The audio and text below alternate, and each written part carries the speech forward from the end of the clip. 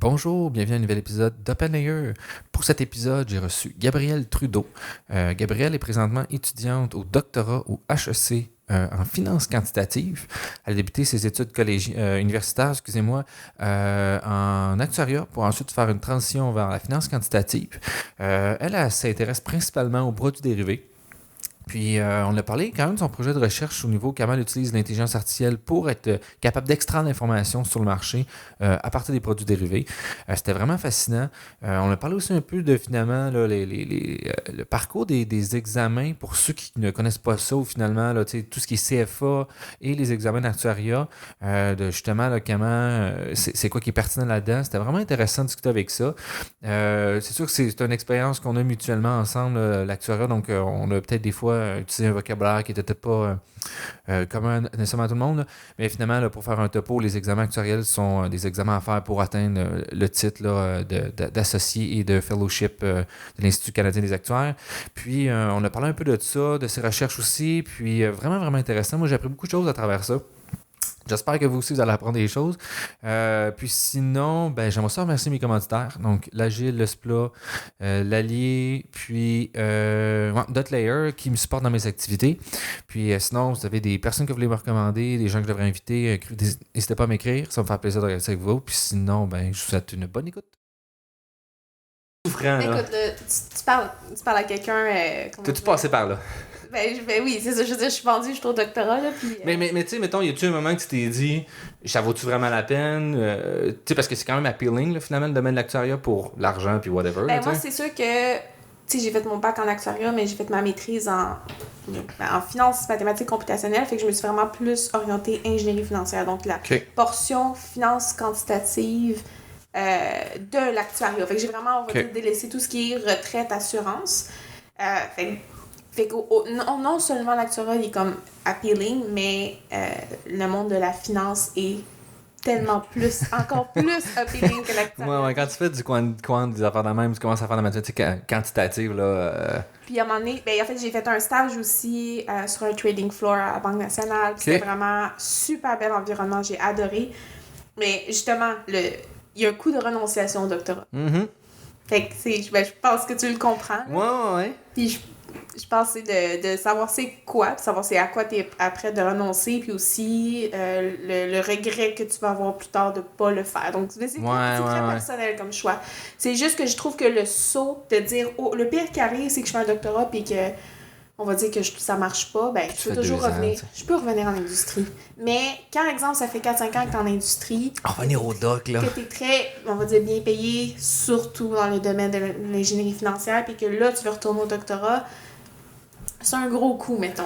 Ouais, c'est difficile, mais j'ai lu, c'est ça, j'ai oublié son nom, là, mais il y a un Survival Guide, voyons, j'ai bien la misère, Survival Guide to PhD qui a été écrit par, j'ai un gars, j'ai oublié son nom, Computer Science, puis il réfère justement à Cora, là, j'ai oublié, il y a une discussion Cora, que c'est justement, il dit, hey, je me suis fait proposer telle affaire, puis j'ai allé sur le marché. Puis la plupart des gens, justement, qui répondent sont comme, tu sais, dans 4-5 ans, t'as peut-être pas le goût de retourner faire un doc. Fait que fais-le là. Puis au pire, si mettons tu fais 2 ans puis t'aimes pas ça, c'est jamais vraiment perdu parce que t'as développé des technical skills, des soft skills, t'as développé plein de compétences que tu vas être capable de les valoriser comme il faut. Moindrement que t'es à s'allumer. Puis il y a des bonnes chances de t'allumer si t'as une offre au doctorat habituellement, tu sais. Mais l'important, je trouve, c'est d'avoir une expérience, soit de stage ou une expérience de consultation pour savoir pourquoi tu fais un doctorat.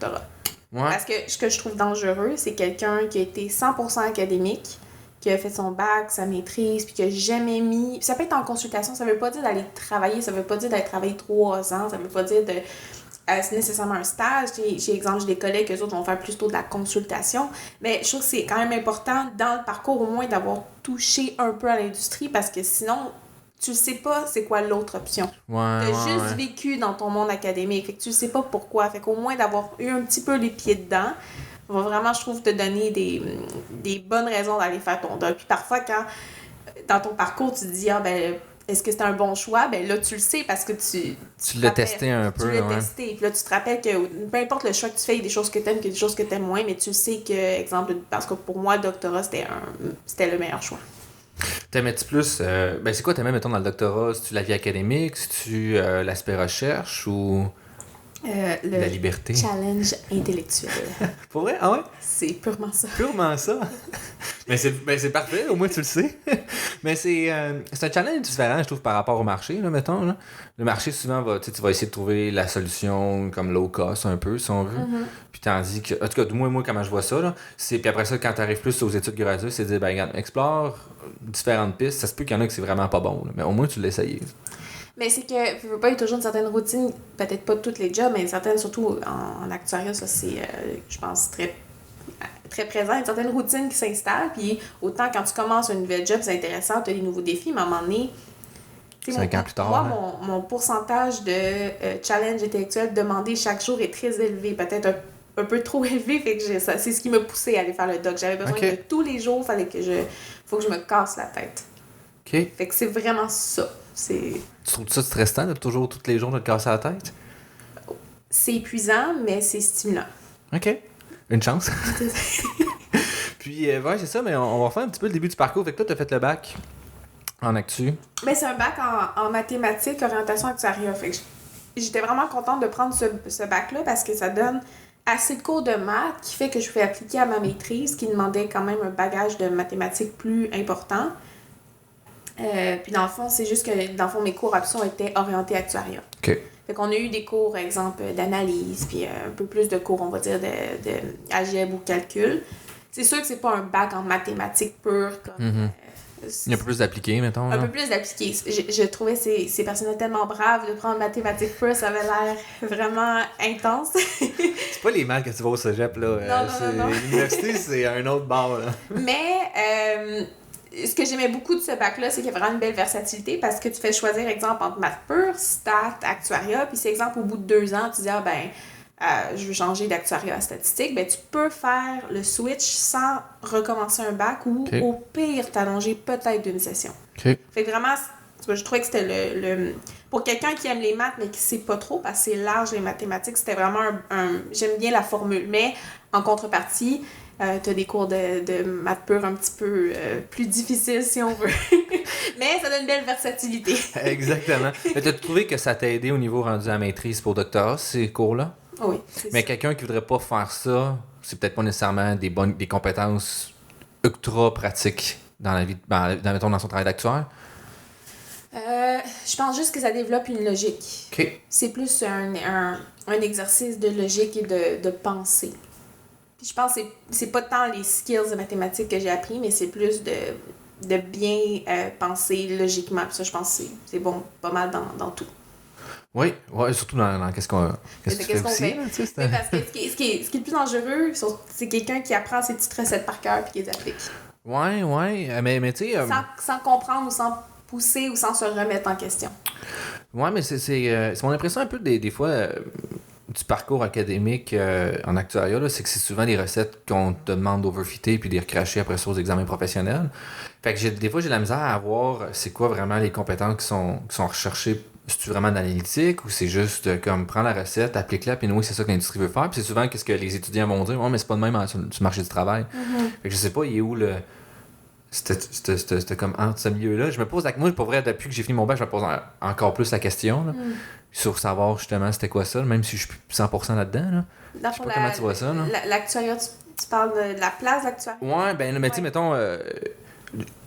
Mettons, quand tu donnes un enseignement, est-ce que c'est juste tu veux juste donner des recettes au niveau du bac ou c'est où que tu fais une transition vers que c'est plus juste une recette? Puis le cursus fait en sorte aussi, le cursus des examens fait en sorte que c'est encore plus ça qui est demandé. En tout cas, du moins de mon impression, là, surtout les préliminaires. Là. Oui, c'est sûr que les examens préliminaires assurent un niveau technique et je pense que ce niveau technique-là est rassurant au niveau des employeurs parce que tu sais que, exemple, l'étudiant a acquis un certain niveau.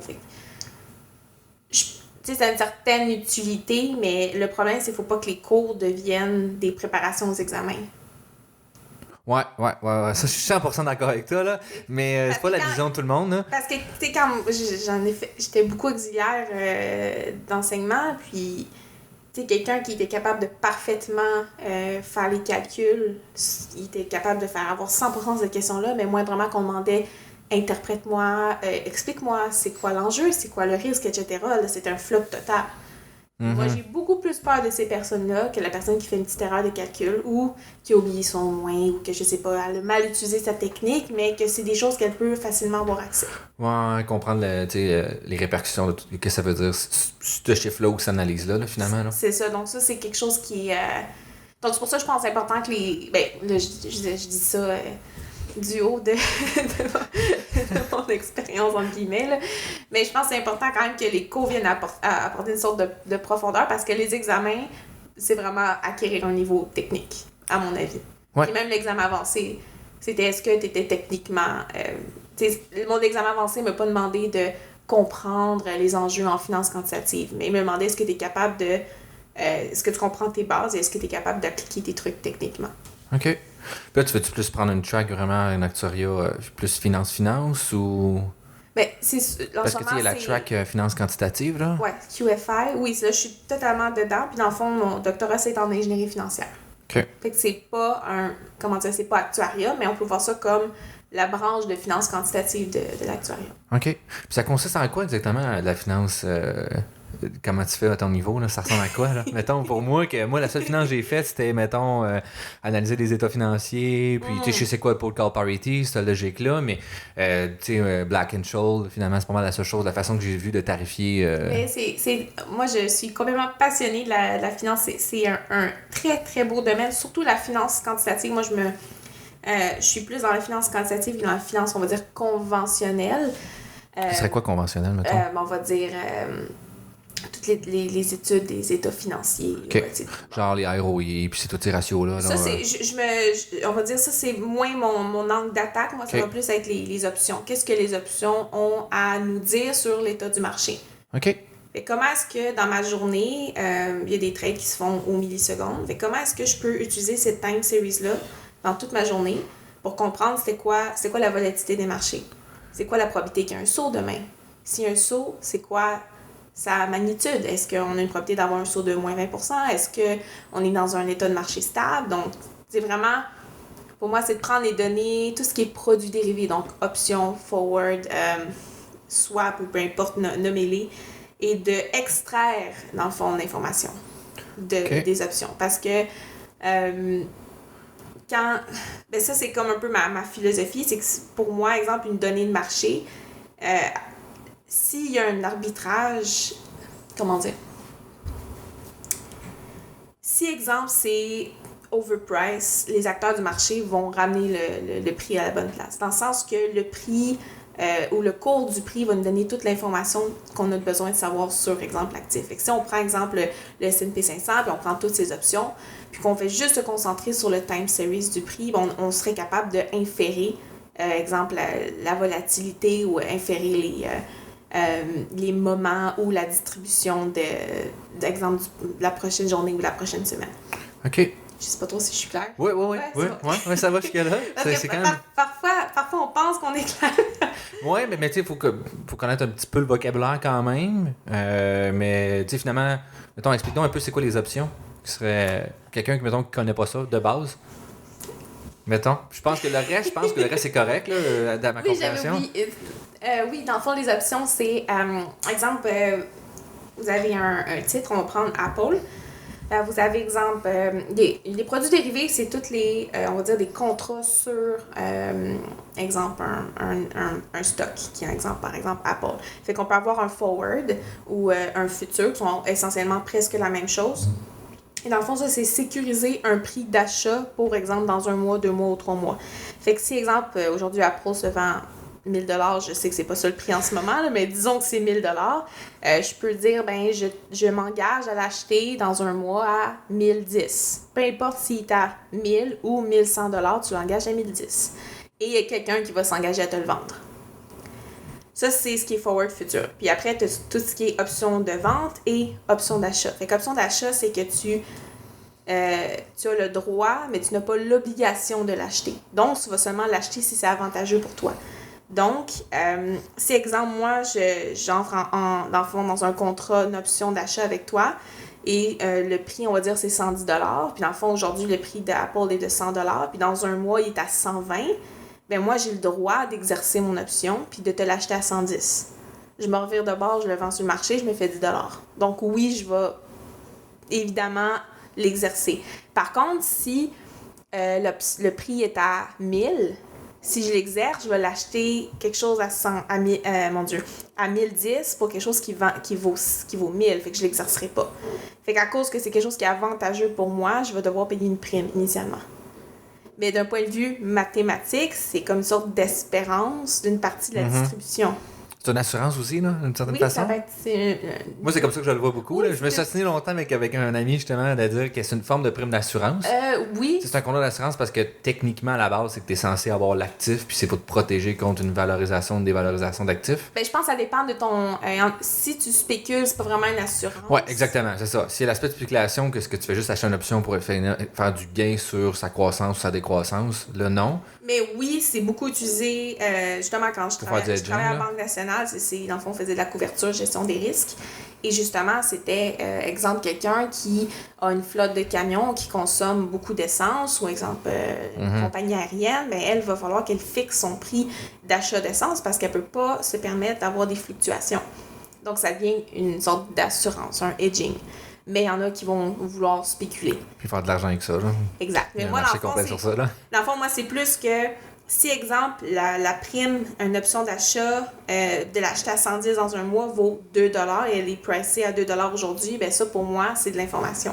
Okay. Ça veut dire que le marché dit que ça vaut 2 Ça veut dire que l'espérance que dans un mois, le prix soit au-dessus de 110 et l'espérance du gain que je vais avoir escompté autant aujourd'hui, c'est 2 Donc, mathématiquement, les belles propriétés.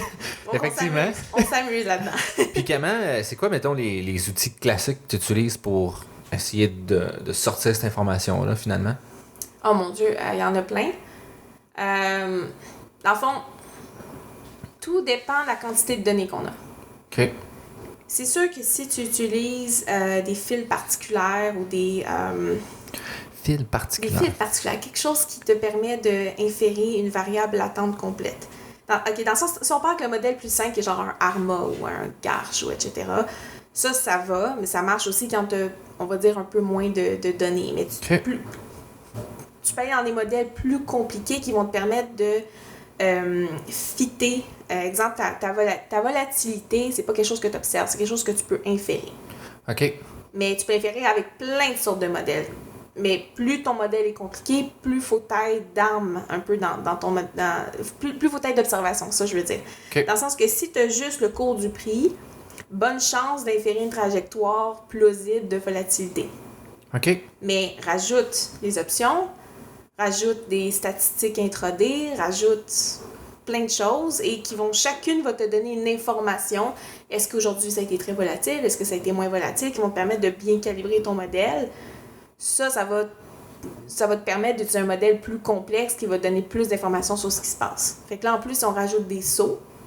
Ça, c'est un outil quand même assez important en ingénierie financière. Ben là, ça te prend quand même un jeu de données qui est très, très riche. OK. Donc, plus tu as de données, plus tu peux aller loin. OK. C'est plus ça. OK. C'est juste le cours du prix. Bonne chance pour... Bonne chance. OK. Bonne chance. Ça fait un bel exercice de devoir de maîtrise. OK. Ça donne un peu d'informations, mais tu sais, c'est comme toute chose, finalement, c'est des features. Puis, ben, plus que t'en as, plus que t'es souvent capable d'inférer quelque chose. Hein. Oui. Parce que ce qui arrive... C'est assez classique dans le supervisé. C'est que si tu dis, exemple... mes rendements, normalement en moyenne, devraient être 1% et suivre une loi normale avec un écart type de 2,5%. Puis là, tu fais ton modèle. Puis là, tu vois que tes erreurs de ton modèle sont clairement pas normales parce que, bien sûr, les rendements ne suivent pas une loi normale. Bien là, tu vas vouloir essayer de corriger ton modèle. Tu vas dire, je vais essayer de mettre une volatilité stochastique, quelque chose qui bouge, quelque chose qui s'adapte. Donc, si hier, j'ai eu un rendement très, très fort négatif, mais ma volatilité doit augmenter pour demain. Donc, tu essaies de rendre ton modèle plus riche. Puis après, malgré ça, c'est pas assez. Là, il faut que tu rajoutes des sauts, qui dans le fond, quelque chose qu'on peut... un large mouvement qui est très difficile à prévoir, mais qu'on sait qu'il y a une probabilité d'arriver. OK, un peu comme un genre de risque catastrophique, là, finalement, qu'on reproduirait en actuariat. Là. OK. Un peu, ouais. Fait que parfois, l'actuariat et l'ingénierie financière. C'est ça, il y a quand même des concepts qui se retouchent beaucoup, là. Beaucoup, c'est juste qu'on n'a juste pas les mêmes termes, mais il y a beaucoup de choses qui se regroupent ensemble. Ouais, puis mettons pour tout ce qui est acquisition de données, c'est comment habituellement que ça fonctionne? Tu directement, tu vas chercher par une source comme BlackRock ou des choses comme ça, là, je sais qu'il existe, ou c'est... J'ai accès à WRDS. OK. Qui, dans le fond, HEC me donne accès à une immense base de données. Donc, j'ai CRSP, CompuStat, Option Matrix. Fait que j'ai toutes les données d'options. OK. Exemple, à tous les jours. Fait que ça, c'est vraiment incroyable. Donc, c'est vraiment très, très riche. Ça, c'est exemple tout ce qui est base, on va dire, journalière, mensuelle, quarterly ou annuelle. Puis, par contre, si je vais chercher des données, on va dire tick by tick, là, on peut aller voir, exemple, tick data. OK. Ce serait vraiment comme à chaque seconde, genre, un peu? Ouais. OK. Ça, c'est cool. Puis ça va jusqu'à... C'est quoi, mettons, le plus petit scale que t'es capable d'aller chercher? Oh mon Dieu, je me rappelle. C'est comme la microseconde ou... Je pense que oui, mais je me rappelle. Sûrement pas tous les stocks aussi, là? Non. Ça, parce que les stocks sont vraiment moins surveillés que d'autres, là. Ben, ça, c'est sûr que quand on fait de l'achat de données, on précise un stock, là, pas tout, parce que c'est quand même des données volumineuses. Ouais, ça doit être. On fait exploser ton Dropbox, là. Ça, ton Dropbox explose.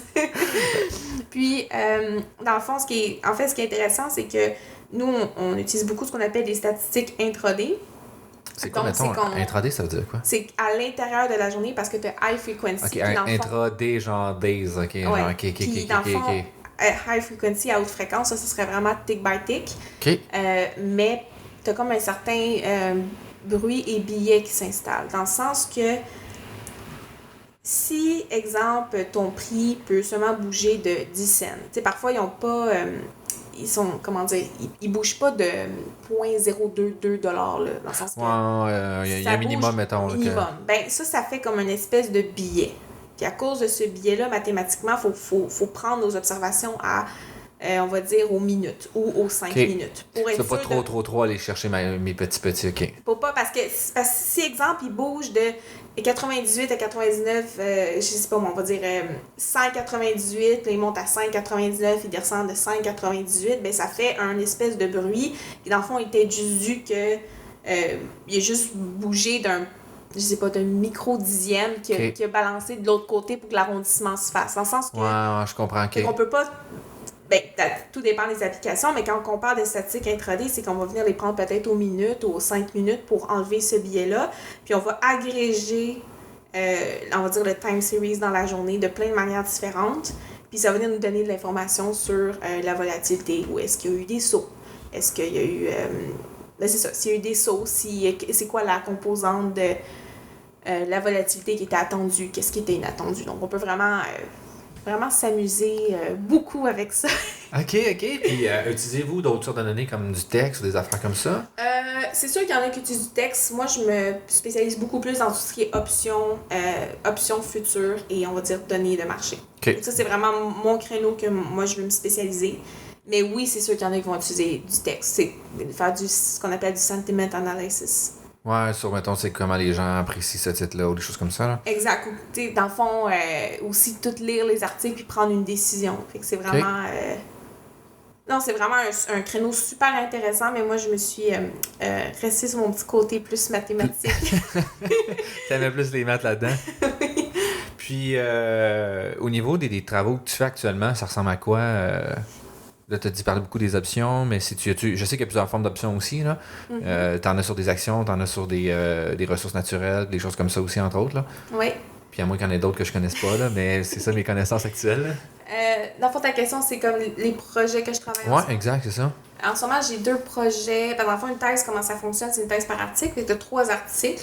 Nous, c'est comme ça fonctionne à HEC, mais généralement, en finance, je pense que c'est une bonne chose de faire 3 articles. Ça te permet de toucher à 3 sujets différents parce que je pense pas qu'on peut être expert de seulement un sujet dans notre domaine. Il faut être capable de toucher à tout. Là. C'est ça, puis souvent, ce que j'ai compris, c'est que c'est 3 contributions qu'il faut que tu essaies d'apporter. Fait que 3 dans la même chose, des fois, c'est difficile aussi. Là. Ouais. D'avoir 3 en séquence, entre 4 ans, c'est quand même beaucoup de travail. Là. Quand tu touches à différents secteurs, des fois, tu aller chercher plus quelque chose de petit rapidement. Là. Oui, puis en même temps, moi, je trouve ça fun parce que ça me permet de autant d'être un peu dans le même, on va dire, créneau de données, mais de les exploiter de manière différente. Fait que là, par exemple, mon premier projet, c'est la corrélation entre le marché du pétrole et le marché des actions. OK. Fait que c'est justement là qu'on utilise les données intraday à profusion puis qu'on est capable de prouver juste avec des... prouver. C'est pas encore, exemple, écrit et tout, mais avec des statistiques intraday, on est capable de voir que quand ils sautent en même temps et de même signe. OK. Fait que genre, s'il y en a qui montent de 20%, les actions devraient monter de 20% aussi. Peut-être pas de... Pas à la même échelle, là, parce que le bêta n'est pas toujours pareil. Là. Les deux vont observer, exemple, un énorme saut positif en même temps. OK. Puis et négatif en même temps. Mais jamais on va dire, parfois, mais quand, exemple, il y a un important mouvement de marché, ils sont très, très souvent, on va dire, de pair. OK. Mais ça prend comme beaucoup d'analyse de jeux de données pour faire ça. Ouais, j'imagine, là. C'est de comprendre un peu l'interaction entre les deux marchés. Fait que ça, dans le fond, ça, c'est mon premier projet. Puis le deuxième, c'est lui qui est un peu plus intelligence artificielle. Fait que c'est avec les données d'options, dans le fond, on utilise des convolutionnels sur des données d'options. Puis on agrège toutes les données d'options qu'on a dans une certaine structure. Et dans le fond, on veut entraîner un modèle qui va nous permettre d'avoir une prédiction. Un modèle qui va être capable de prendre n'importe quel bloc d'informations de n'importe quel stock et de donner la meilleure prédiction possible. Prédiction de son... Rendement, excuse-moi. Okay, prédiction de rendement. OK. Puis là, vous utilisez des réseaux conventionnels pour ça? Ouais. Fait que là, vous avez... J'essaie de comprendre le mapping, là, quand m'a fait ça un peu, là, mettons, c'est... Parce que là, est-ce que vous voyez forme de séquence ou juste je prends toute l'information, tu l'agrèges en feature, puis après ça, tu le passes à un feed-forward, mettons, puis tu demandes de faire une prédiction? C'est que dans le fond, on l'agrège dans une certaine structure pour utiliser les convolutionnels. Puis c'est sûr que là, on n'est pas encore dans des RNN, mais on prend exemple aujourd'hui, c'est quoi mes informations? OK, je prends un snapshot des informations que j'ai. OK, je comprends. OK. Fait que là, aujourd'hui, je suis à Apple, je suis à 1000 $. Tu fais juste filer toute cette information-là. C'est sûr qu'il faut que je donne. C'est sûr que le défi de ça, c'est que faut que je donne dans une certaine structure qui est semblable à toutes. Ils n'ont pas toutes les mêmes échéances. Ces options n'ont pas toutes les mêmes échéances. Il y en a que c'est échéance 7 jours, 15 jours, 200 jours, 180 jours. Fait comment tu fais pour mapper cette vide-là entre les deux? Des fois, c'est ça qui est difficile, OK? C'est ça. Ça, c'est toute la structure qui est quand même importante, mais ils n'ont pas toutes non plus les mêmes prix. Dans le sens que pour Apple, il va y avoir une option à 110, un call option à 110 dans un mois, après à 115. Ouais, OK, le strike price, là, tu parles, là, finalement, là, qui est pas toujours... OK. Là, pour les put options, ça bouge. Fait que, tu sais, c'est comme... Comment tu feeds ça comme faut, puis que ça... en fait, qui te donne quelque chose, mais c'est juste une mauvaise information, parce que c'est pas la même source d'information, là, finalement, je comprends. Dans le fond, il faut juste normaliser, faire comme des catégories. Puis dans le fond, parce que, tu sais, dans le fond, ton but, c'est de donner un signal. Tu veux juste qu'ils comprennent, si j'ai quelque chose qui est pricé fort dans deep out of the money, on va dire, put option. OK, je comprends. Ça qui est, dans le fond, on va dire, une option de vente, dans le sens que tu es prête à vendre. Puis, exemple, si je suis à Apple encore à 1000 $, puis je suis prête à vendre, dans le fond, quelque chose qui est vraiment pas cher, puis que la prime est quand même élevée. Ce que je dis, c'est que ça va censé te donner une information. C'est un signal, c'est ça, mais c'est juste comment, après ça, ton modèle doit l'interpréter, il faut juste que ça doit de la bonne façon, puis pas... Il faut que le modèle soit bon pour tous les stocks. C'est le même modèle pour tous les stocks. Parce que c'est sûr que si... Tout en même devise, ou genre sur tout un stock sur un marché, ou mettons comme du US, puis de l'euro, puis des choses... Juste sur tout ce qui est sur le NYMEX, mettons. Fait qu'on en a environ comme... NYMEX, c'est... New York Exchange. Non, excuse-moi, NYSE, je me suis trompée. Ouais, c'est ça, OK. Désolée. Dans le fond... NYMEX, je pense que c'est Canada, non? C'est pas ça, c'est pas Toronto? TMX, c'est Toronto. Ouais. Puis NYMEX. On a le Nasdaq, NYMEX, puis NYSE. OK. En tout cas, ces trois-là, c'est comme un peu la convention. Là. Ouais, c'est des gros marchés aussi, là. Environ 2000 qui ont des options, grosso modo. Là, environ 2000, on va dire, stocks. Okay. Que j'ai, on va dire... Que tu as eu accès, puis tu as assez de données, là. Moi, j'ai assez de données. Fait que là, ça fait des données en... Ça Souvent plusieurs années aussi, là. Pardon? Souvent sur plus qu'une année aussi, là. Tous les jours, j'ai des données là-dessus. C'est énorme. Ça rentre pas dans un fichier Excel, je pense. Oui. mais justement, comment est-ce que quelqu'un qui t'occupe de ça pour tout ce qui est ta persistance des données, puis ou c'est toi qui manages ça, genre, t'as-tu monté une BD? C'est quoi l'approche que t'as utilisée? Qu'est-ce que tu veux dire? Ok, je recommence ma question, là, c'est peut-être pas clair, là. Ça, c'est l'ingénieur des données en moi là, qui parle un peu, là. Comment t'as réussi à manager? Parce que le bac en actuariat ou le bac en tout ce qui est notion mathématique, je veux dire, ne donne pas de connaissances sur comment gérer ce genre de données-là. C'est tellement vrai. Mais c'est ça, mais c'est normal aussi parce que c'est pas ta spécialisation à aller chercher, mais comment t'as tackle ça? C'est-tu quelqu'un qui est venu t'aider ou c'est juste. Ah ouais? J'ai appris par moi-même. c'est quoi finalement la solution que tu as utilisée? Ben, comment gérer en fait? Ouais, parce que c'est beaucoup de données puis il faut que tu aies accès, puis on s'entend, tu peux pas mettre ça dans des fichiers CSV puis juste les lire. Ben, j'imagine, du moins à ma compréhension, s'il y en a tant que ça. Comment dire? Ben, c'est sûr que j'ai des directeurs qui je veux dire, ils sont là pour ça aussi. Mais est-ce que mes directeurs vont être à côté de moi sur l'ordinateur pour montrer comment gérer ça? Surprise, not.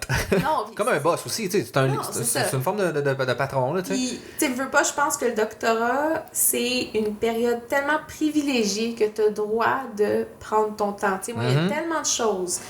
Tu sais, quand j'arrivais au doctorat, l'intelligence artificielle, j'ai vu 1 ou 2 cours là-dessus, je m'y connaissais un peu, mais pas tant que ça, tu sais, est-ce que je savais gérer des grosses bases de données? Pas du tout, tu sais, dans le sens qu'il y a énormément de choses que, dans le fond, le doctorat, c'est comme le temps que tu peux prendre le temps de un peu patcher les endroits que tu as, on va dire. Tu sais, moi, j'ai plus une formation, on va dire, de mathématicienne, si on veut, fait que le doctorat me donne le temps de venir justement patcher Ouais, d'aller chercher un petit peu comme, il y a tout ça que je vais peut-être augmenter un peu. Je suis peut-être pas assez bon en informatique, je vais augmenter un petit peu ça. Mais tu sais, sans dire que je suis un expert là-dedans, mais je suis capable de peaufiner ça pour que globalement, mes compétences soient plus intéressantes. Là. Mais c'est sûr qu'il faut tout que j'enregistre, c'est sûr que j'enregistre, exemple, tout mais en Python, c'est des pickles. Mais c'est une approche bien fonctionnelle. Là. Mais c'est juste de comment gérer, on va dire, les étapes, la transformation de tes données, les résultats, ça, c'est sûr que. Il a fallu que tu apprennes un peu, là. C'était pas appris sans maths, c'est sûr. Là. Mais tu sais, Mais je suis vraiment contente. T'es pas la seule, là.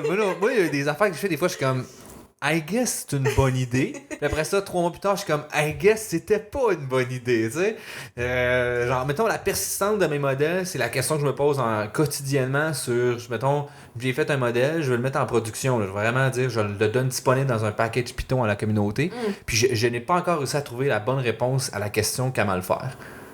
J'arrive pas à faire quelque chose que je trouve qui est satisfaisant, puis que c'est pas genre, hey, download les poids là, va installer telle affaire. Tu sais, c'est pas finalement des tasks qui pourraient avoir beaucoup d'erreurs, je veux quelque chose qui soit juste comme tu le pognes, puis installe, puis genre le package fonctionne. Tu sais, j'ai pas été capable de répondre à ces questions-là, puis sur Internet ne m'aide pas encore à trouver cette réponse-là. Genre, plutôt des options que j'ai vues, c'est comme, réécris-la en C, genre, mais oui, mais c'est pas ça que je veux, genre. Tu sais, ou comme, là, t'es comme, mais oui, mais. Puis là, tu sais, en plus, j'ai des embeddings de vecteurs, là, des word embeddings, fait que genre, ça c'est 2.3 gigs genre de poids, fait que là t'es comme là, mais je peux pas télécharger ça sur Internet, fait que je sais pas. C'est un bordel. C'est un bordel pour vrai, puis je pense que c'est un gros problème présentement avec tout ce qui est cet univers-là. Des modèles en général, parce que avant c'était beaucoup de la régression linéaire, c'était pas compliqué, là, genre, finalement c'est juste un vecteur de poids, t'en as comme 200 peut-être au pire, une pipeline de pré-processing, ça se fait bien, genre c'est un script, mais là on est rendu, ok, ben là t'as une matrice de genre 1 million de poids, puis là t'es comme, ben là, genre je peux pas, tu te passes pas ça de même, là, tu sais. Je sais pas comment, je trouve qu'il y a une lacune à comment, genre, la persistance des modèles, puis pouvoir les emmener en production, genre, je pense qu'il y a une grosse lacune, puis qu'on a besoin d'ingénieurs logiciels, puis de gens qualifiés qui sont pas moi. Mais je peux pas faire ça, genre, j'ai pas cette connaissance-là, puis j'ai pas le temps à mettre pour ça tant que ça, genre. Mais moi, c'est comment dire, juste le fait que, admettre parfois qu'on n'est pas des experts, c'est tough. Oh, ben oui, mais ça montre aussi que, comment dire, je pense que c'est important parce que aujourd'hui, c'est tellement facile de dire expert en n'importe quoi quand on connaît pas grand-chose, parce que, comment dire, ils sont surtout en intelligence artificielle. Juste faire. Ben, c'est ça, tu sais, personne vraiment. Pardon. Personne. Comment dire, c'est très nébuleux pour la plupart des personnes. Donc, c'est. Ça l'est même pour moi des fois aussi, des fois. Oui, puis j'en apprends tous les jours. Mais c'est vraiment. Mais je trouve ça vraiment intéressant comme projet, puis ça vient vraiment, exemple, essayer de compétitionner avec les modèles, on va dire, classiques de finance, vraiment très, très classiques. Puis là, c'est juste de dire, qu'est-ce que le machine learning peut nous dire de mieux? Est-ce qu'il est capable de mieux apprendre? Ouais, c'est ça. Puis des fois, c'est même pas comme Mais souvent, tu arrives, c'est comme moi, mais notre méthode avant fonctionnait mieux. Fait que c'est de trouver, est-ce que finalement, tu es capable de prédire plus rapidement? Est-ce que tu as moins de data processing? Fait que c'est de trouver ça, ce terrain-là, parce que c'est pas la solution à tout, là, le deep learning et compagnie, là, finalement. Là. Ça l'est pas, puis c'est juste de dire, ben, c'est quoi les avantages que ça peut aller nous permettre d'aller chercher par rapport à des méthodes classiques, parce que j'ai un problème que je suis en train de faire, là, moi, je mémoire, une régression linéaire fonctionne mieux que genre des perceptrons multicouches ou du deep learning. Là. C'est ça, parfois. Une régression linéaire, là, c'est bien simple, là, genre, j'y donne 200 poids, puis vas-y, go! C'est pas, je veux dire, comment dire...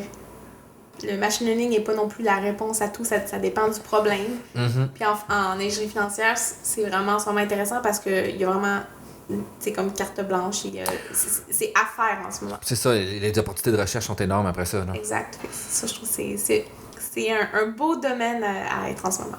Puis là, tu as parlé que tu faisais présentement CNN, puis là, tu l'as essayé de faire du RNN, finalement, de le faire sur plusieurs plages de temps? Une chose à la fois. Là. OK, parce que là, tu es encore là-dessus, là, c'est ça? Oui, okay, c'est ça. okay. En fond, j'ai comme mes 2 projets qui sont, on va dire, en cours. OK. Je travaille là-dessus, puis c'est juste intéressant de voir que c'est ce qui est difficile, je trouve, avec en finance, avec les machine learning, c'est de donner une intuition au modèle. OK. Tu sais pas trop... Ce qu'il fait non plus tout le temps. Tu essaies de pitcher ça, exemple, à des gens qui veulent investir, mettons. Ouais, mais ce qui était aussi... quelqu'un qui était venu, Jérémy Bouchard, puis lui, justement, il faisait justement de la gestion de portefeuille avec du AI. Là, la logique, c'est du début jusqu'à la fin, genre, il y a moins de humains possible dans la chaîne. Puis à un moment donné, c'est de dire, ben, tu sais, c'est de l'argent du monde. Fait comment tu justifies pourquoi est-ce que je choisis cette action-là par rapport à l'autre? Exact. Ce qui est l'interprétabilité, là, ce qui est un problème dans tout plein d'autres secteurs. Mais oui, c'est un excellent point, là, où, tu sais, est-ce que c'est vraiment un insight qui est pertinent ou non? Puis pourquoi c'est pertinent? Là? C'est difficile à aller chercher cette notion-là. Là. Donc, c'est vraiment important, exemple, dans le projet, de essayer de... Parce que parfois, machine learning, c'est essayer de laisser le plus de liberté possible, mais sinon, on essaie de quand même essayer de contraindre un peu pour que ce que ça sorte, ça soit interprétable. Et qu'on ait quand même un feeling, si on veut en arrière de ça, puis dire, ben ça représente ceci. Ce que ça a appris, c'est une surface, mais c'est une surface de volatilité, ou peu importe. On essaie de donner une intuition à ce qu'il apprend. Parce qu'après, c'est bien beau, mais comment dire, personne va être... Ce qui est impressionnant, c'est d'avoir, exemple, quelque chose qui marche, mais aussi d'avoir une interprétabilité. Puis ça, en finance, c'est vraiment important. Mais tu sais, juste d'avoir des chiffres crunchés, puis un modèle, puis wow, c'est des meilleurs résultats. Ouais, c'est peut-être pas assez, là. Ben, c'est pas que c'est pas assez, mais il faut être capable d'expliquer pourquoi c'est important, il faut être capable d'expliquer qu'est-ce que ça fait, pourquoi c'est meilleur. Fait que si on n'est pas capable de répondre à ces questions-là, là, il y a un problème. Ouais, non, puis je suis d'accord aussi, parce qu'il y a souvent aussi des agences de réglementation autour de ça, puis probablement qui vont poser des questions, puis avec raison, là, parce que, excuse-moi, il y en a que c'est genre un régime de retraite, puis que c'est un AI au complet qui le fait, puis qu'il y en a que c'est leur retraite à vie, tu sais, genre, avant de dire on va perdre 1 milliard là-dedans, peut-être que tu te poses d'autres questions, là, finalement, là. Mais avez-vous regardé aussi, mettons, tout ce qui est l'attention dans les réseaux, qui est le phénomène de, finalement, tu viens juste highlighter des features. En gros, ton modèle apprend à highlighter des features, puis te ressortir cette information-là. En imagerie, c'est vraiment qu'est-ce qui a révolutionné Attention is all you need, là. Je l'ai étudié, je m'en rappelle, comment dire, je l'ai étudié, c'est long, c'est un peu loin dans mon cerveau, mais non, on fait pas ça en ce moment. Okay. Mais moi, dans le fond, le but, c'était de faire, exemple, avec les CNN, puis ça, c'est plus comme le premier, puis après, ça va être... OK, d'aller explorer après ça, OK. Parce que c'est une piste qui est souvent utilisée pour l'interprétabilité, là, mais c'est pas encore... C'est pas tout non plus, là, ça fait pas tout, là. Puis je comprends pas... En fait, je comprends pas, je me suis jamais vraiment penché non plus sur c'est quoi l'algo complet, là. Je sais que je l'ai vu, mais est-ce que, là... Comment dire? Faudrait que Tu le relises aussi? Oui. Mais c'est correct, moi non plus. En NLP, c'est pas quelque chose pleinement que j'utilise dans ce que je fais, moi, l'attention. Fait que je sais que ça existe, mais je pense à un moment donné, c'est ça qui est difficile, c'est de tracker tout ça, là. Tu sais, il y a tellement... Je pense qu'il y a quoi? Je sais plus combien de papers par jour qui sortent sur le machine learning. Ah ouais. C'est impossible à se tenir up-to-date tout ça. Fait que c'est de trouver les choses intéressantes puis de savoir que ça existe pour un moment donné te dire « Ah, ça pourrait que ce soit intéressant. » Mais tout ça pour dire... mais je te souhaite le meilleur pour la suite de ça. Pour vrai, je serais curieux. J'aimerais ça que tu m'envoies l'article. On le partagera quand il va être terminé. Ben comment dire, là, c'est un très, très bon processus, mais comment dire... Justement, la publication en finance ou en ingénierie financière, c'est pas du tout la même chose qu'en machine learning. Ouais, ça ressemble à quoi, mettons? C'est en machine learning... c'est archive à fond, puis c'est des conférences, là. Vraiment, les articles sont petits. Ouais. Et le monde publie beaucoup, dans le sens en très petite période de temps. Et, tu sais, comment dire, c'est ça, l'article se tient vraiment sur pas beaucoup de pages, qui est quand même... c'est genre 8 pages habituellement, là. C'est magnifique. C'est en finance, ou en... 40 pages, là. Mais en fait, c'est très présent en mathématiques, là. Genre, j'avais lu justement un article en mathématiques à un moment donné, c'était comme 20 pages d'introduction sur poser le problème, poser les variables. T'es comme... Mais des fois, en même temps, c'est long à lire, mais tu sais, il y a comme un entre-deux, je pense. Des fois, il y a d'autres des papers que tu lis en computer science, c'est comme, je sais même pas c'est quoi cette variable-là. Il l'a même pas expliqué, c'est quoi? Oui, c'est qu'il y a l'entre-deux entre que est-ce que la personne qui doit lire ton article doit lire 10 articles avant pour comprendre. Ouais. Et rendre ça, on va dire, lourd. Mais, non, je veux dire, c'est juste que c'est quand même deux mentalités très... Wow. C'est pas du tout la même chose. En plus, les formats en intelligence artificielle, c'est comme des grosses marges en plus. Ouais. Puis des fois, les marges, c'est parce que c'est souvent dans des revues, là, puis ils mettent une marge de côté de 3 pouces, puis t'as comme 2 colonnes avec 4 lignes, là, t'es comme, mais c'est quoi ça? Il y en a qui abusent, là, mais je sais qu'il y en a beaucoup qui challenge justement le modèle, puis d'essayer d'aller chercher peut-être un 10 pages, ou d'aller chercher un petit peu plus long pour laisser plus de place, ou sinon, c'est qu'ils ont comme 15 pages d'annexes parce qu'ils comptent pas les annexes, là. Fait que... Des fois, c'est ça, faut en prendre en laisser aussi. Là. Exact. Mais puis le format, c'est-tu mettons beaucoup des revues ou... Oui, c'est ça, c'est toujours des revues, puis c'était toujours comme... tu essaies toujours viser pour, exemple, les meilleures revues. Puis... C'est classique, là. Ce qui est, je pense, de même dans pas mal tous les domaines. Le prestige, là, l'indice H, je pense, c'est ça, le H-index, quelque chose comme ça. Là. Ouais, ces affaires-là. La cote de ton journal. Ouais, c'est ça, moi, je pense que j'ai trouvé un article qui cotait les journaux dans mon domaine. Ils ont fait un article là-dessus, ce qui est quand même comique. Pardon. Mais il y a... je me rappelle plus c'est quoi, mais c'est un professeur qui m'avait parlé de ça, qu'il y a des faux journaux. Puis finalement, eux autres, ils disent comme, envoie-nous notre article, puis souvent, ils ne lisent même pas. Fait que c'est pour ça qu'il y a des gens qui ont commencé à observer ça. Pour voir si les revues que tu as envoyées, puis c'est souvent appealing parce qu'ils te l'envoient. Envoie-nous 800$. Absolument, quand il y a un échange d'argent, il faut que tu te poses des questions. Là. Oui. Mais je me rappelle plus comment ils appellent ça. Là. J'ai oublié le nom. Là. Je vais essayer de le mettre dans la description. Puis tu as comme un site où ils font toute la listing des revues à éviter. Parce que souvent, après ça, ta notoriété peut être entachée à cause de ça. Là. Mais tu t'en rends pas compte souvent quand tu le fais. Puis souvent, même, tu t'envoies l'article, ils lisent même pas. Puis il y en a un qui avait fait le test, c'était juste tout le temps écrit le même mot partout. Oh non. Puis ils l'ont accepté. Fait que là, t'es comme... Puis il me dit que c'est sérieux ta revue. Là, mais autant que je pense que c'est important justement d'être sûr que les revues que tu publies sont de bonne qualité, mais en même temps, ça fait un peu l'espèce de... tu sais, nous, c'est des lettres, là, comme un A-journal, B-journal. C'est un peu... mais non, faudrait pas publier dans telle comme catégorie. Puis c'est une game, dans le fond. C'est c'est une entreprise. C'est ça. C'est une grosse business, ouais, je suis tout à fait d'accord. Puis, y avez-vous des conference papers aussi? Genre des conférences, des choses comme ça? En fait, y a-tu des conférences en finance? Oui, il y a des conférences. C'est sûr que, dans le fond, moi, je suis moins dans les conférences en ce moment. C'est plus vers ma dernière année de doctorat. Okay. Parce que c'est, dans le fond, normalement, le dernier papier, c'est ce qu'on appelle le working paper.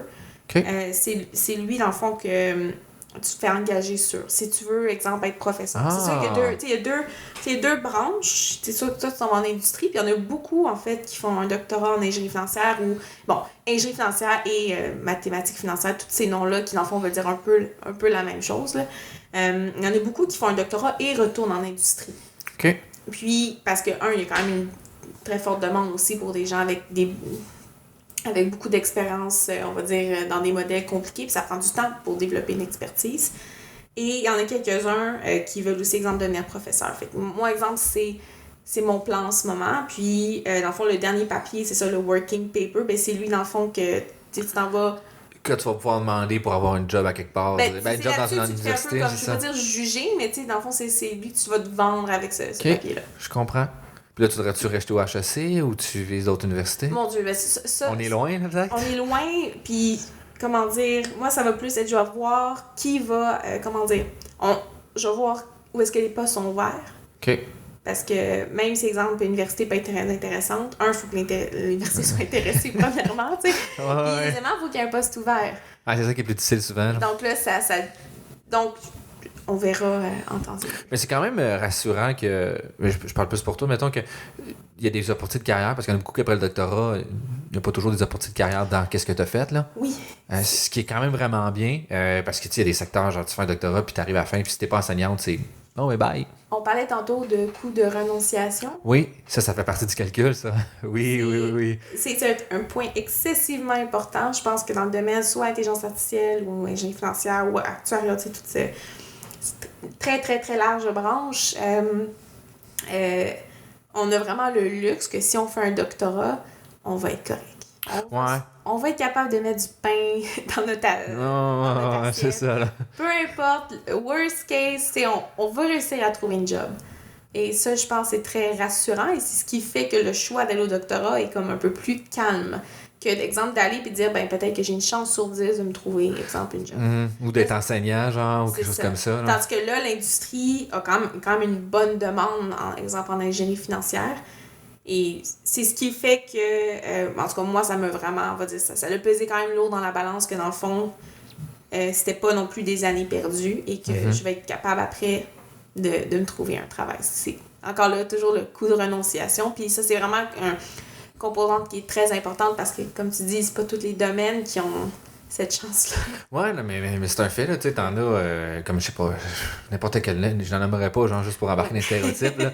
Mais tu sais, il y en a que tu dis, finalement, ouais, mais c'est quoi Un débouché. La débouchée, c'est ça, ou la valeur que tu sais, parce que le marché fonctionne beaucoup avec la génération de valeur, c'est ça, générer de la valeur, tu sais. Qu'est-ce que tu peux apporter à l'entreprise qui va générer de l'argent, tu sais, c'est ça le paradigme à peu près, là, sommairement. Fait qu'il y en a que c'est difficile de voir cette valeur-là que tu génères, fait que ça, c'est top de trouver une job. Finalement, tu te ramasses une job dans un autre secteur. Là, on entend tout le temps des histoires de même. Là, mais je suis content de savoir ça quand même. Mais c'est vrai, j'avais jamais pensé ça. Moi, ça a été dans mon processus, c'était vraiment important. C'est-à-dire, si, exemple, je vais au doctorat, si, exemple, finalement, je suis pas contente, c'est quoi mon plan B? Si, exemple, à la fin de mon doctorat, je veux devenir enseignante, professeur d'université, je sais pas, il n'y a pas de poste où le seul poste est à 25 heures d'avion de chez nous. Genre, c'est ça, Alberta, peut-être comme, j'ai du goût d'aller en Alberta ou n'importe où, là, tu sais. Ouais, puis il y a toujours aussi exemple, est-ce que le conjoint va suivre, tu sais. Ouais, non. Toutes ces questions-là. Des conditions de la vie, là, tu sais. Donc, donc, toutes ces questions-là, puis dans le fond, moi, ce qui me confortait, c'est que autant que je sais c'est quoi mon plan A, mais le plan B est pas désagréable. Ouais, c'est ça, c'est pas genre je vais être caissière dans une épicerie avec un doctorat, là, tu sais. C'est ça. Donc, puis je pense que c'est important, là, c'est ce qui a fait que le choix s'est fait facilement. non, mais t'as raison, tu l'as bien résumé, finalement, que c'est un coup d'opportunité, là, finalement, là. Ouais. Puis je pense que, tu sais, pour même un bac ou à n'importe quel niveau, c'est juste que des fois le calcul est moins aussi important parce qu'un doctorat, c'est quand même un 4 ans que tu investis beaucoup de temps. Oui. Tu deviens un expert, surtout dans un domaine, c'est 10 000 tu renonces aussi à des revenus, tu sais. Oui. Là, tout dépend du package de revenus que l'université donne ou donne pas. Avec des bourses, etc. Ça, c'est un autre, complètement une autre discussion, mais c'est autant coût de... Le revenu, je trouve, c'est moins pire dans notre domaine parce que, tu veux pas, c'est quand même... je pense qu'on est quand même bien rémunéré, soit en actuariat ou en ingénierie financière ou en intelligence artificielle. Fait que ça, c'est peut-être un peu moins pire parce que peu importe ce qui arrive après, un job en industrie... C'est ça, tu peux réussir à rattraper le retard. Puis souvent, il y a des bonnes bourses aussi, là. Oui. On est quand même très chanceux, là. Oui. ça fait du bien, les bourses. C'est une chance que ça existe. Merci. Merci à mon boursier. Mais ouais, puis là, mettons pour le troisième, as-tu un peu une idée qu'est-ce que tu veux faire ou tu vas attendre voir la suite des deux autres? Ben, en fait, je vais commencer... Souvent, mes directeurs me disent que j'ai la misère à rester focus. J'ai beaucoup d'idées, je vais faire beaucoup de Mais c'est tough, parce que tu l'as dit aussi au doctorat, l'idée c'est d'explorer les affaires, puis là, il faut que tu gardes le focus quand même. C'est ça. Donc là, c'est sûr que j'ai plein d'idées en tête et tout, mais en premier, on va closer les deux premiers, puis après, on va aller pour voir pour le troisième. C'est ça. T'sais, les deux sont bien entamés, fait que là, on va au moins les closer le plus rapidement possible. T'as-tu la misère à dealer avec deux projets qui sont quand même deux opposés? Ben, deux opposés, ça reste quand même ton secteur, mais tu sais, c'est pas des mêmes outils que tu utilises, là. Ben, moi, ce que je trouve le fun, c'est que, exemple, un projet, je peux travailler 6 mois dessus, puis après faire un switch. OK. Ou exemple, ça peut être un mois ou deux, mais ça permet aussi de prendre du recul. Fait que je trouve ça bien d'avoir toujours... pas juste faire 100% sur un projet, parce que sinon, on perd complètement la notion de recul, puis de... Parfois, peut-être qu'on se casse la tête sur des choses qui... Ouais, quand ouais. Ce qui est souvent, des fois, un problème, on dirait, quand tu focuses trop ou que c'est ton projet. Tu sais, c'est aussi que c'est la finalité de ton doctorat. Fait que des fois, t'es rendu de même, là. Ah oui, tout à fait. Ça prend vraiment, autant au quotidien, ça prend des activités qui te permettent de déconnecter, autant parfois de changer ou juste de prendre, exemple, une charge de cours ou de prendre... Juste de pas être tout le temps 100% sur un truc, parce que sinon, en tout cas, moi, je trouve que je manque de recul, personnellement. Non, c'est bon, puis au niveau de la charge de cours, t'aimes-tu bien ça? Là, est-ce que tu as donné un cours au complet ou c'est juste auxiliaire? J'ai donné une charge de cours cet automne. Ça a été comment? C'était-tu ta première prof, là? Oui, ça a été comment, attends? Mais en fait, c'est une demi-charge de cours. OK. Dans le fond, c'est quand même intéressant. C'est que dans le fond, un professeur à l'université, 1 année sur 7, s'en va en sabbatique. C'est pas une sabbatique qui fait rien, c'est juste normalement, tu as 3 types de tâches. Tu as administratif, recherche, puis enseignement. Fait qu'une année sur 7, tu es comme délivré de tes autres tâches. Fait que tu peux faire 100% recherche. Ce qui permet d'aller, exemple, outre-mer, aller 6 mois, je sais pas, en Australie, à Londres, peu importe. Et c'est le cas, exemple, de ma directrice en ce moment. Donc là, elle est en sabbatique et il fallait quelqu'un pour remplacer dans ses cours. Fait que dans le fond, ils ont trouvé un autre... Allô? Mais je suis contente parce qu'ils m'ont jumelé avec une autre professeure d'expérience. Fait que moi, ça m'a permis d'apprendre parce que veux pas, c'était quand même... c'était un cours de niveau maîtrise. Fait que la barre est quand même haute. La barre était haute et que j'étais excessivement contente que je sois jumelée avec une professeure d'expérience qui était capable de me coacher aussi, parfois de dire relax un peu. Ouais, sur à quel point tu vas deep in ou, ou tu ratisses trop large. De me guider ou dans les évaluations, de dire, ben ça, exemple, c'est mal formulé, etc. Donc, non, honnêtement, j'ai vraiment aimé ça. Puis, je pense que. En fait, moi, ça paraît quand quelqu'un présente s'il enseignait ou pas. OK, ouais. Enseigner, c'est pas obligé de... Transférer des connaissances. C'est ça. Le transfert de connaissances, ça se travaille. De façon régulière, mettons. Parce que la première fois que j'étais devant une classe, j'étais capable de transférer des connaissances, mais pas en tout. C'est quelque chose vraiment qui se développe. C'est sûr qu'il y en a qui peuvent peut-être l'avoir un peu plus naturellement. Ouais, mais ça se travaille. Et, exemple, nous, on a beaucoup de séminaires étudiants ou peu importe séminaires aussi avec des chercheurs qui viennent et ça paraît vraiment si quelqu'un a déjà... normalement, professeur, tu t'enseignes devant une classe, mais quand quelqu'un n'a jamais enseigné, ça paraît, je trouve, dans la manière. Ouais, mais la façon de livrer son produit, là, tu sais. Oui, puis aussi de se rendre compte que personne ne comprend rien. Que t'es allé peut-être trop technique, là, ressort un petit peu, là, tu sais. Ouais. Puis moi, l'enseignement m'a vraiment appris que, tu sais, quelqu'un qui commence à parler puis qui fait aucune pause pendant 40 minutes, c'est la pire chose à faire. Tu sais, il faut prendre des pauses, il faut répéter, puis...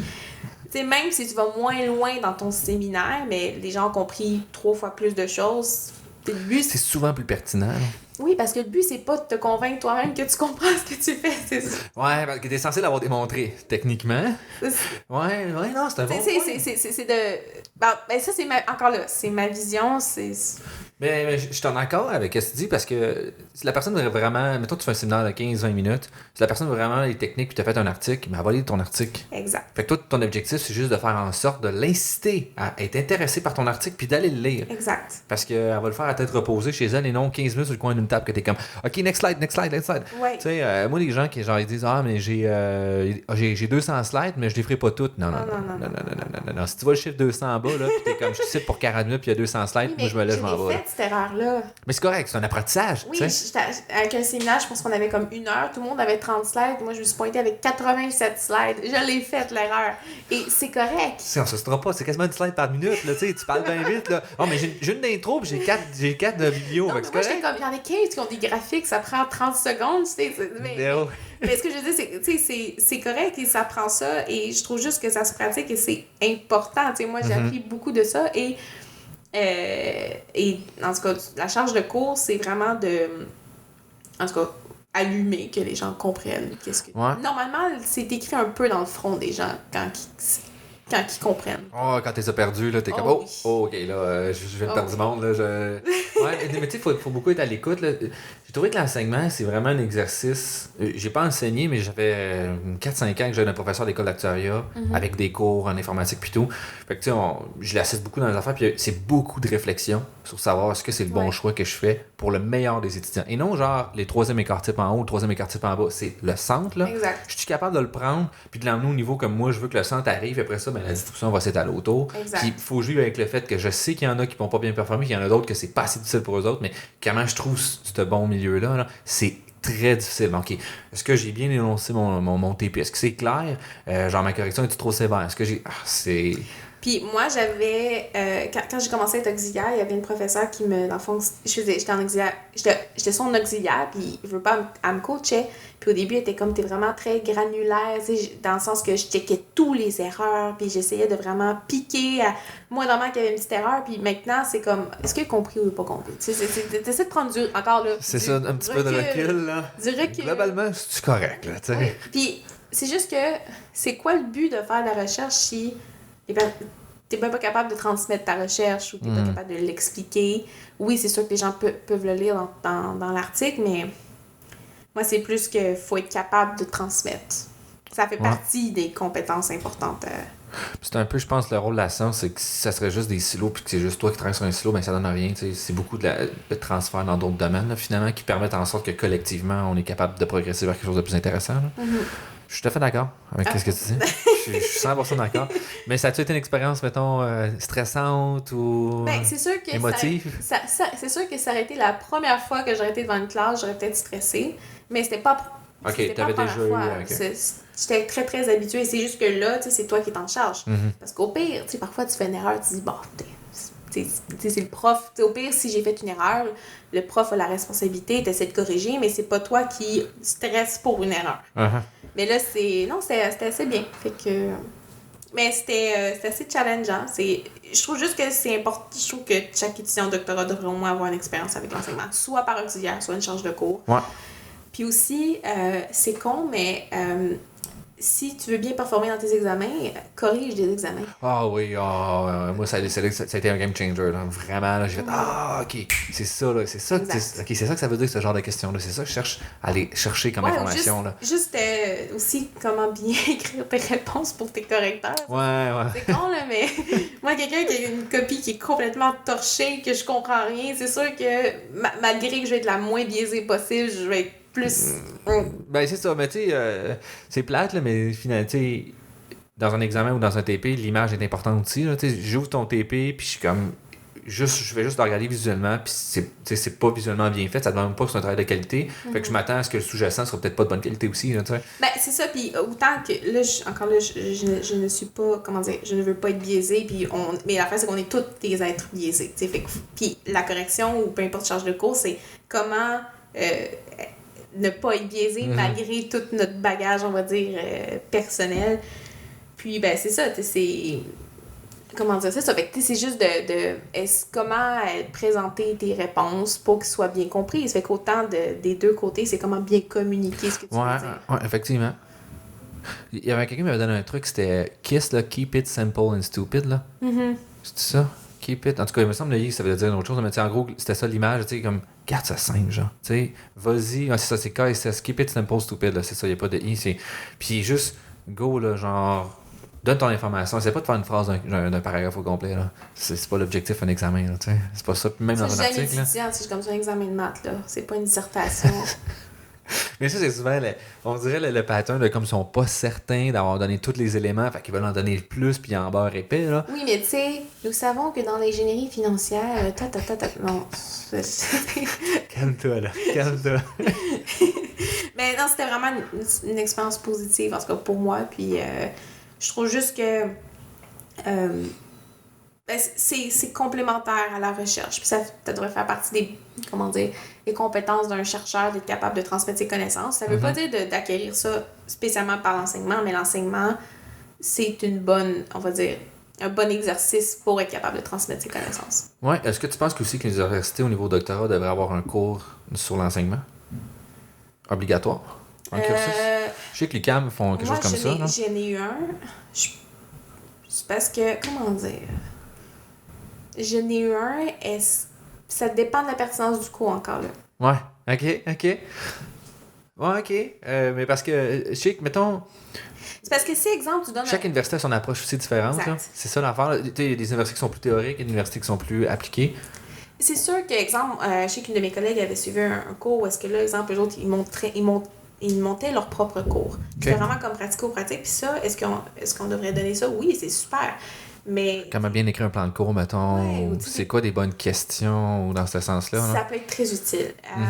Moi, par exemple, j'ai un cours qui avait peut-être une approche un peu plus, on va dire, philosophique de l'enseignement et de la pédagogie. OK. comment dire, c'était peut-être pas le but que j'avais en tête en suivant un cours de pédagogie. OK, je comprends. Je vais dire ça de manière... Ouais, non, je suis capable de comprendre un peu ces achats. Je pense que ça a sa place dépendamment de l'angle du cours. Ouais. Oui, parce que souvent aussi, comme tu dis, la plupart vont avoir des expériences d'enseignement, là, fait que ce serait pertinent d'au moins leur donner les outils nécessaires pour faire ça. Là. Puis tu sais, l'idée souvent du doctorat, c'est d'être un enseignant, donc c'est donc de lui donner le meilleur outil possible. Puis s'il le fait pas, ben au pire, ça ramène au point de dire ben il apprend à juste mieux communiquer ou à comment aller chercher les éléments importants pour bien communiquer. Là. Mais moi, j'ai vraiment aimé le jumelage là, parce qu'au moins, ça me permettait de... tu sais, j'étais quand même très autonome, mais exemple, au moment d'écrire une évaluation, ben, j'étais très contente d'avoir quelqu'un d'expérience qui dit « ça, c'est pas clair ». Et en effet, c'était vraiment pas clair, mais dans ma tête, c'était clair. Mais non, c'était évident, là, le clair que ça. Ah, ok, peut-être pas, finalement. C'est ça. Ou la question est trop facile. Tu sais, des fois, c'est tough de capturer ça. Ou j'ai-tu vraiment donné tous les éléments importants aux étudiants pour qu'ils comprennent bien ça? Ou c'est-tu trop long comme examen? Là? Il y a ça aussi. Tu sais, d'écrire un examen long, tu fais juste trop de questions, mais des fois, tu as l'impression qu'il est pas long, mais finalement, tu es comme OK, finalement. Mais tu sais, parce que tu dis qu'il faut que mon meilleur étudiant ait la capacité de chercher plus de points que les autres. Mais il faut que, exemple, dans les plus faibles, il ne faut pas non plus qu'il y ait 20%. Ouais. Il faut que s'il a bien compris, ben, il soit dans des notes qui ont de l'allure. Fait que là, ça, c'est... En tout cas, ben... Mais ce qui est la distribution normale, tu sais. Ouais. C'est ça. Mais c'est juste tough, que là. je trouve que c'est une expérience vraiment enrichissante. Puis ça... Comment dire... je pense que ça l'aide au niveau de la recherche, au niveau de comment communiquer. Puis ça paraît quand tu présentes. Ouais, non, mais j'ai déjà dit, je suis d'accord avec toi de toute façon. Là. On fait juste continuer à s'argumenter. Là. On se lance back and forth encore. C'est correct, là. C'est un syndrome, ça. Je sais plus comment ils appellent ça, là, mais on fait juste se revalider. On se lance la balle. C'est ça, se revalider. Puis sinon, on a déjà pas mal le fait notre heure. Là. Oh mon Dieu, déjà? Ça passe vite, c'est sûr. Là. T'es-tu une fan de podcasts? En fait, j'ai commencé à écouter des podcasts il y a 2 mois. OK. Il y en a-tu un que tu as vraiment aimé, que tu voudrais faire part à nos éditeurs, comme ça on est à radio? Que tu dis ça serait le fun de partager à quelqu'un qui devrait écouter ça. Ton podcast préféré? Des podcasts, on va dire, humoristiques. Ah, t'es aussi dans Mike Ward, tu écoutes, là, c'est ça que tu me dis? Là? Non, mais je commence les podcasts. Là, j'ai pris les plus accessibles. Mike Ward, tu écoutes? C'est le plus accessible? Non, mais pas nécessairement lui, mais c'est, comment dire... j'ai commencé avec des grands, on va dire, il y en a un que j'écoute en ce moment, mais c'est pas mal le seul. Puis dans le fond, quand j'aurai fini, je vais essayer d'aller, on va dire, plus en profondeur. Mais lequel t'écoutes? J'écoute, c'est Trevor Noah, c'est un truc d'humoriste. Répète son nom? C'est Trevor Noah, c'est le Daily Show.